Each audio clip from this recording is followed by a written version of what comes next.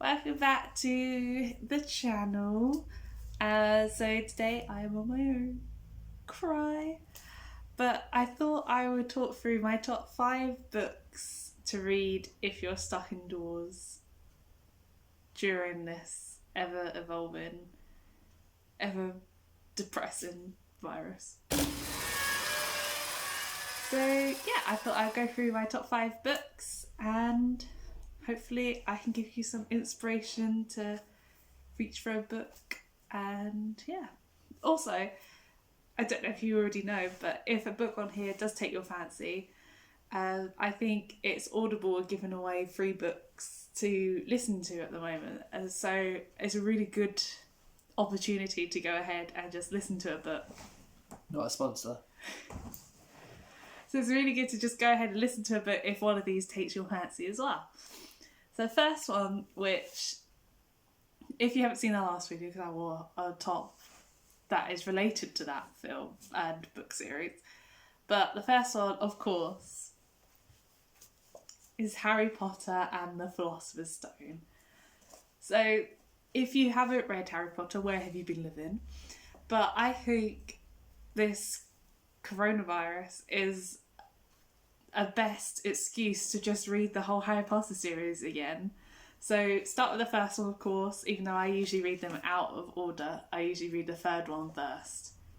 Then I go for the fourth, then the second, then the first. But the first one is the crucial part of the series. And yeah, just jump right back into the Harry Potter series, like, what better time to do it?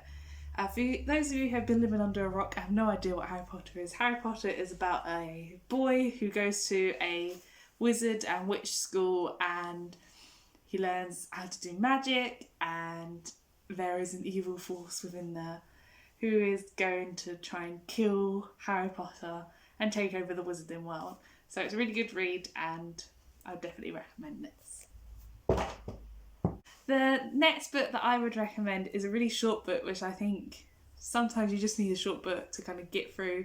It doesn't really feel like too much of a chore. So it is Peach. I don't think many people know of Peach, but it's written by Emma Glass, and it's kind of tells the story of a girl who is sexually abused, and it's really interesting, like, how it goes through it all. It's also written really differently. I remember reading it and I don't think there's much speech in it, and it's all kind of from the girl's perspective and like an inner monologue, which I think is really interesting how it all pans out as well. A spoiler alert, I'm not really revealing the end, but the end is freaky and messed up and got me very confused. So definitely give it a read, and like I said, it is minimal, so short, so go ahead and reach for Peach. The next book that I would recommend it's going now along sort of like the dark, I mean Peach is kind of dark, and Harry Potter does get kind of dark, so the movies are a little bit dark, but this is going like apocalyptic. If you're feeling in that mood with how the whole world is going, why not reach for an apocalypse book? It is Bet by Adam Roberts, and basically this is sort of like an apocalyptic book that says animals can speak, and it then goes from this sort of like moral point of view of should we eat animals if they're speaking to us, and it kind of goes through how like if everyone stops with the meat production then people lose their jobs, and then if should animals have human rights, and it's really interesting how it puts a spin on animals and questions their rights and their voices, and it also goes very apocalyptic. It's set in the UK as well, so sometimes they go to like different places and you're like, oh, it could happen, the animals could learn to speak. But yeah, it's really good. I read this one quite quickly as well because it's so interesting. It follows one male character, but he has a really specific stance on the animals, how he really hates them and doesn't agree with how they should be speaking. But yeah, it's really good and I would definitely recommend. I thought I should bring in a classic since I am a literature student after all. So I thought I'd bring in Charles Dickens' Great Expectations. I know Charles Dickens can be quite intimidating for some people. And for me, he was really intimidating as well. And Oliver Twist was the first one that I kind of got over that intimidation. But Great Expectations really became a firm favourite of mine.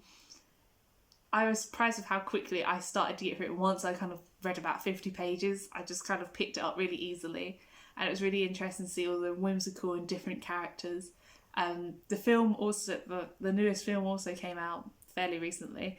So if you've seen that, then definitely go ahead for the book because it's a little bit different to the film. But yeah, there's so many different characters. Sometimes you question it, is this even real?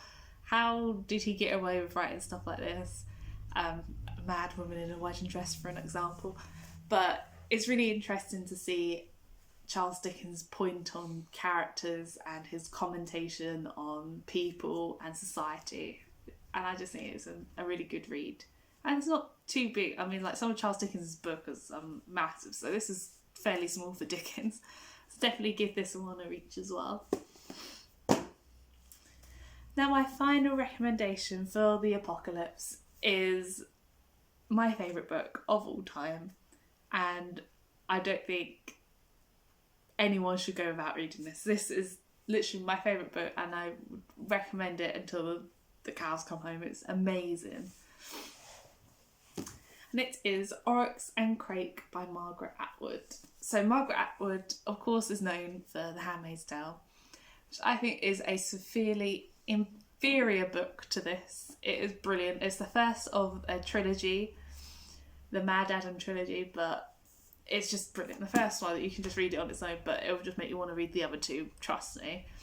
And it follows a man called Snowman, and he is living on this beach, and first of all we don't really understand what's happened. We know he's the last human left, and we're a bit confused, but through flashbacks we learn about this mad person called Crake who started to create his own people. There was gene splicing, how the environment is going mad, and it's really fitting for the times that we're living in, and I would definitely recommend it. Margaret Atwood's writing so witty, so good, so definitely go and reach for it because it is my favourite book ever. So that was my 5 books to read for the apocalypse that we are currently living in. Make sure you give this video a thumbs up if you like this kind of stuff, and let me know what your recommendations would be down below. Don't forget to hit that subscribe button, and I might see you next week. If not, Graham definitely will. But yeah, bye!